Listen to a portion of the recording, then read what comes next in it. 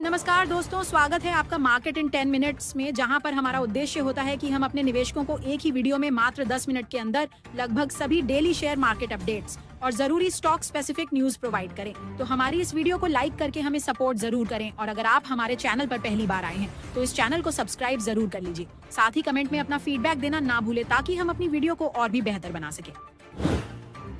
आज शेयर बाजार ने 3 हफ्तों का हाई छू लिया। निफ्टी 25,000 के ऊपर टिकने में कामयाब रहा और सेंसेक्स भी 124 अंक चढ़कर बंद हुआ। यह निफ्टी की लगातार 5 महीने की सबसे लंबी तेजी वाली स्ट्रीक रही। हालांकि दिन भर का कारोबार एक दायरे में ही घूमता रहा। फार्मा और मिड कैप शेयरों में अच्छी खरीदारी दिखी, जबकि आईटी और कैपिटल मार्केट से जुड़े स्टॉक्स पर दबाव बना रहा। रुपए ने भी रिकॉर्ड गिरावट दर्ज की और डॉलर के मुकाबले 88.44 तक फिसल गया।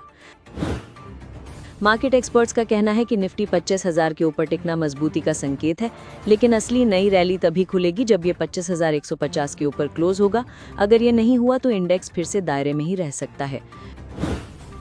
बैंक निफ्टी 54,400 से 54,750 के बीच घूमता रहा और आखिर में 54,670 पर बंद हुआ। अगर ये 54,600 के ऊपर रहता है तो अगले लक्ष्य 54,880 से 55,000 तक जा सकते हैं, लेकिन 54,400 के नीचे जाने पर गिरावट तेज हो सकती है।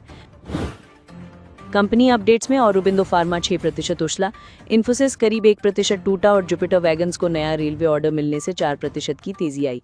अंबुजा सीमेंट्स और अडानी पावर में भी बड़े ब्लॉक डील्स देखने को मिले। सेक्टर परफॉर्मेंस देखें तो फार्मा, एनर्जी और मिड कैप स्टॉक्स मजबूत रहे, जबकि आईटी में मुनाफा वसूली और कैपिटल मार्केट कंपनियों पर सेबी के नए नियमों की खबर से दबाव बना रहा। ग्लोबल अपडेट्स की बात करें तो यूएस फेडरल रिजर्व की रेट कट की उम्मीद और यूएस इंडिया ट्रेड वार्ता फिर से शुरू होने की खबर ने बाजार को सहारा दिया है। एशियाई बाजारों में मिला जुला माहौल रहा, जबकि अमेरिका का बाजार बुधवार को हल्का मिक्स्ड बंद हुआ। क्रूड ऑयल की कीमत $67 प्रति बैरल के नीचे फिसल गई, जिससे भारत के तेल आयात बिल पर दबाव घटेगा और इक्विटी बाजार के लिए ये पॉजिटिव संकेत है। एनालिस्ट्स का मानना है कि अगर निफ्टी 25,100 के ऊपर निकलता है तो 25,400 तक की तेजी संभव है। वहीं अगर ये 24,930 के नीचे गया तो रिस्क बढ़ जाएगा। सरकार ने एथेनॉल उत्पादन को बढ़ावा देने के लिए 1 अक्टूबर से टूटे चावल की सप्लाई 15% बढ़ाने का फैसला किया है। टूटे चावल सीधा खाने में कम उपयोग होता है, लेकिन एथेनॉल बनाने में यह अहम कच्चा माल है। इससे तेल कंपनियों को ब्लेंडिंग का लक्ष्य पूरा करने में आसानी होगी। शुगर और ग्रेन बेस्ड डिस्टिलरी को अतिरिक्त उत्पादन का मौका मिलेगा और किसानों को भी स्थिर मांग से परोक्ष फायदा होगा। साथ ही कच्चे तेल के आयात पर निर्भरता कम होगी और कार्बन उत्सर्जन घटेगा। जीएमआर एयरपोर्ट्स इंफ्रास्ट्रक्चर के शेयरों में आज एक बड़ा सौदा हुआ। करीब 5.92 करोड़ शेयर हाथ बदले, जिनकी वैल्यू 518 करोड़ रुपए रही, जो कंपनी की लगभग 0.57% हिस्सेदारी है। इतनी बड़ी ब्लॉक डील से निवेशकों का ध्यान कंपनी पर और बढ़ा है, लेकिन खरीददार और बेचने वाले कौन हैं, ये साफ नहीं है। शॉर्ट टर्म में शेयर में उतार चढ़ाव रह सकता है। हालांकि एयरपोर्ट और इंफ्रास्ट्रक्चर की लंबी ग्रोथ स्टोरी मजबूत बनी हुई है। शुगर सेक्टर से भी बड़ी अपडेट आई है। इंडियन शुगर मिल्स एसोसिएशन ने 2025-26 के लिए चीनी उत्पादन का अनुमान 349 लाख टन पर बरकरार रखा है। यह अनुमान गन्ना क्षेत्र, मॉनसून और बुआई की स्थिति को देखते हुए संतुलित माना जा रहा है। उत्पादन स्थिर रहने से घरेलू शुगर प्राइस में अचानक उछाल की संभावना कम है और सरकार को सप्लाई की बड़ी चिंता नहीं होगी। इससे बलरामपुर, चिन्नी, धामपुर, द्वारिकेश, श्री रेणुका और त्रिवेणी जैसे स्टॉक्स पर स्थिरता आ सकती है, जबकि एथेनॉल ब्लेंडिंग से जुड़े स्टॉक्स पर पॉजिटिव सेंटिमेंट बना रह सकता है। रुपया आज रिकॉर्ड लो पर फिसल गया और डॉलर के मुकाबले 88.37 तक पहुंच गया। डॉलर इंडेक्स की मजबूती, विदेशी निवेशकों की बिकवाली और क्रूड की ऊंची कीमतों ने करेंसी पर दबाव बढ़ाया है। वोडाफोन आइडिया पर भी बड़ी अपडेट आई है। सरकार की हिस्सेदारी अब 45% हो गई है और कंपनी की क्रेडिट रेटिंग B- से बढ़कर BBB- स्टेबल पर पहुंची है। हालांकि कर्ज का बोझ अभी भी बड़ा रिस्क है, लेकिन लंबे समय की ग्रोथ स्टोरी पर भरोसा बना हुआ है। भारत अमेरिका ट्रेड डील को लेकर भी पॉजिटिव खबर है। वाणिज्य मंत्री पीयूष गोयल ने कहा है कि दोनों देशों के बीच पहला चरण नवंबर 2025 तक फाइनल हो जाएगा। फरवरी में प्रधानमंत्री मोदी और राष्ट्रपति ट्रंप ने इस पर मंजूरी दी थी। हाल ही में अमेरिका ने भारत पर 50% टैरिफ लगाया था, लेकिन अब माहौल नरम पड़ता दिख रहा है। डील होने पर आईटी, फार्मा, टेक्सटाइल और एमएसएमई एक्सपोर्टर्स को फायदा मिलेगा और लॉन्ग टर्म में टेक्नोलॉजी, एनर्जी और डिफेंस जैसे सेक्टर्स में बड़े निवेश के दरवाजे खुल सकते हैं। अंबुजा सीमेंट्स में भी आज एक बड़ी ब्लॉक डील हुई। इसमें 2.8 करोड़ शेयरों का लेन देन हुआ, जिसकी वैल्यू करीब 1545 करोड़ रुपए रही। इतनी बड़ी हिस्सेदारी का हाथ बदलना बताता है कि संस्थागत निवेशक इसमें एंट्री या एग्जिट कर रहे हैं। शॉर्ट टर्म में शेयर में उतार चढ़ाव रह सकता है, लेकिन लंबे समय के लिए कंपनी का इंफ्रा और हाउसिंग से जुड़ा बिजनेस मजबूत माना जाता है। सेबी अब डेरिवेटिव्स ट्रेडिंग के नियमों को बड़ा बदलाव देने की तैयारी में है। अगले महीने कंसल्टेशन पेपर आएगा, जिसमें साप्ताहिक एफएनओ कॉन्ट्रैक्ट्स को हटाकर सिर्फ मासिक एक्सपायरी रखने का सुझाव होगा। इससे शॉर्ट टर्म ट्रेडर्स की रणनीतियां बदल सकती हैं और रिटेल पार्टिसिपेशन भी घट सकता है, लेकिन लंबे समय में स्पेक्युलेटिव ट्रेडिंग कम होगी और मार्केट ज़्यादा स्थिर बनेगा। पर्यावरण मंत्रालय ने क्रिटिकल और एटॉमिक मिनरल्स की माइनिंग प्रोजेक्ट्स को पब्लिक कंसल्टेशन से छूट दे दी है। इस फैसले से माइनिंग सेक्टर के शहरों में ज़बरदस्त तेजी आई, खासकर जीएमडीसी और एनएलसी इंडिया पर। जीएमडीसी गुजरात में रेयर अर्थ डिपॉजिट डेवलप कर रही है और 5000 करोड़ से ज़्यादा निवेश की तैयारी में है। वहीं एनएलसी इंडिया फॉस्फोराइट और लाइमस्टोन प्रोजेक्ट्स पर काम कर रही है। ये minerals fertiliser, cement, defence, electronics और ईवीज तक की सप्लाई चेन को मजबूत करेंगे। एक्मे सोलर होल्डिंग्स ने एसबीआई से 3892 करोड़ रुपए का बड़ा ऑर्डर हासिल किया है, जिससे कंपनी का शेयर 52 हफ्ते के हाई पर पहुंच गया। राजस्थान में बनने वाला ये 400 मेगावाट का प्रोजेक्ट सोलर और बैटरी स्टोरेज सिस्टम के साथ होगा, ताकि लगातार बिजली सप्लाई की जा सके। कंपनी ने हाल ही में चीन की लिशन से 2 गीगावाट बैटरी स्टोरेज का ऑर्डर भी दिया है। इस तरह एक्मे सोलर खुद को ग्रीन एनर्जी और स्टोरेज का बड़ा खिलाड़ी बना रहा है। HAL के लिए भी अच्छी खबर है। LCA तेजस मार्क 1A के नए इंजन की डिलीवरी शुरू हो रही है। इस वर्जन में एडवांस्ड एवियोनिक्स और मॉडर्न हथियार सिस्टम लगे हैं, जो वायुसेना की ताकत बढ़ाएंगे। समय पर इंजन मिलने से तेजस प्रोग्राम की प्रोडक्शन स्पीड भी तेज होगी और HAL के लिए लॉन्ग टर्म पॉजिटिव सेंटिमेंट बनेगा।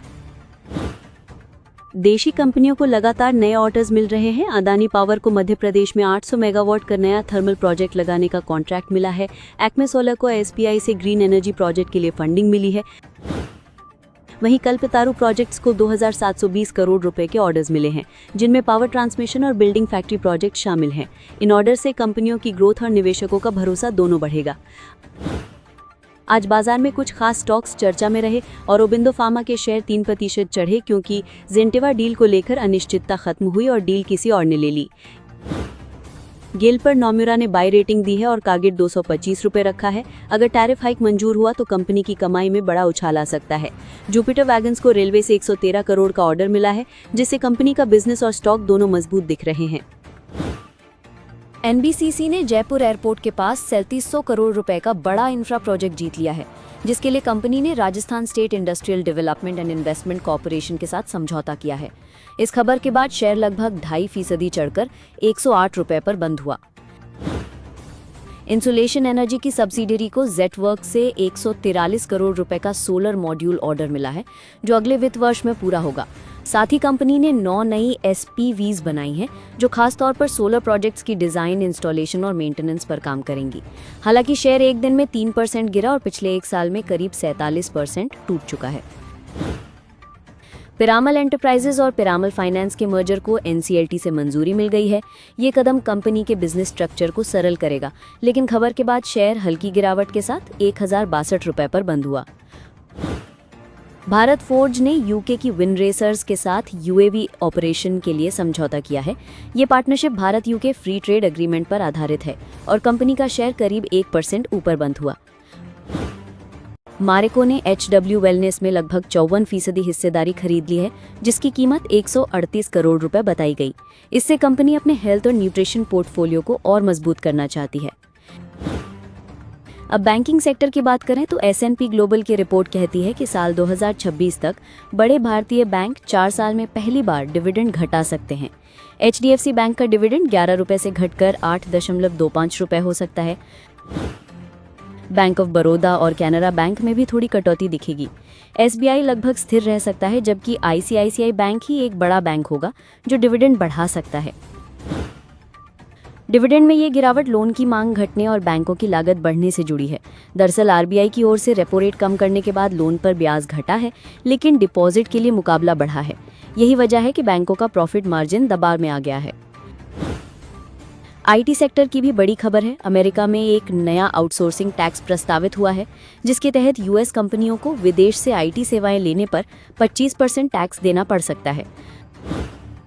अगर ये बिल पास हुआ तो TCS, Infosys, HCL Tech, Wipro और टेक महिंद्रा जैसी भारतीय कंपनियों पर बड़ा असर होगा।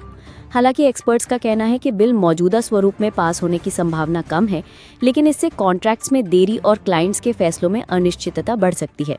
शॉर्ट टर्म में आईटी स्टॉक्स में उतार चढ़ाव संभव है, लेकिन लंबे समय में अमेरिका में स्किल टैलेंट की कमी आउटसोर्सिंग की डिमांड को बनाए रखेगी। गेल इंडिया के शेयर आज करीब 3% चढ़े, क्योंकि नोम्यूरा ने इन्हें खरीदने की सलाह दी है और 225 रुपए का टारगेट प्राइस रखा है। एक्सपर्ट्स का कहना है कि गैस टैरिफ बढ़ने से कंपनी को सीधा फायदा मिलेगा। एक्मे सोलर को एसबीआई से 400 मेगावाट प्रोजेक्ट के लिए 3,892 करोड़ रुपए की फंडिंग मिली, जिसकी वजह से इसके शेयर 5% तक उछल गए। इतनी बड़ी फंडिंग कंपनी के ग्रोथ प्लान्स को और मजबूती देती है।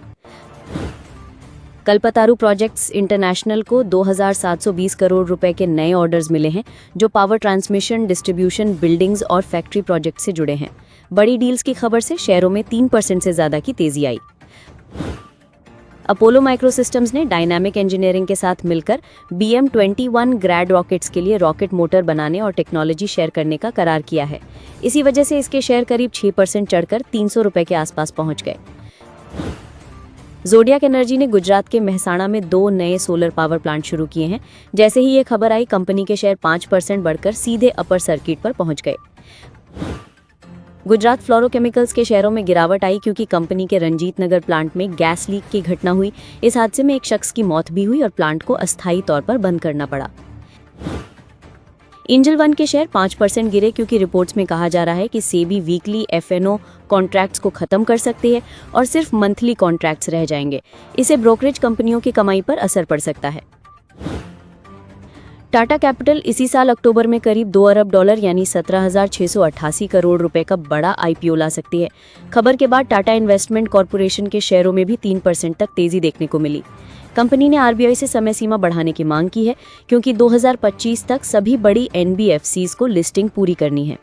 आईपीओ से पहले टाटा कैपिटल निवेशकों को आकर्षित करने के लिए रोड शो भी कर रही है। भारत और अमेरिका के रिश्तों पर फिलहाल ट्रंप की नीतियों की वजह से खींचतान बढ़ी है।